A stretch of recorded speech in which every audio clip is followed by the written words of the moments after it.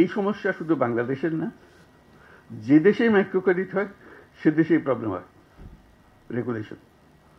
কারণ এটা সেন্ট্রাল ব্যাংকের কোনো ব্যাংকিং নিয়মের মধ্যে পড়ে না, এক্সিস্টিং ব্যাংকিং নিয়ম পড়ে।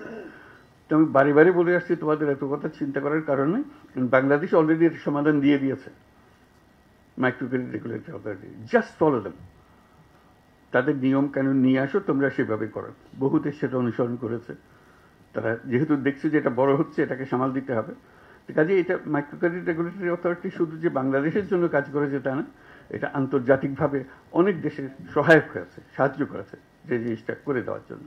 তো সেটার জন্য আমি অভিনন্দন জানাচ্ছি মাইক্রো ক্রেডিট রেগুলেটরি অথরিটিকে, যেটা পৃথিবীতে একটা দৃষ্টান্ত স্থাপন করার জন্য, একটা অধ্যায় সৃষ্টি করার জন্য।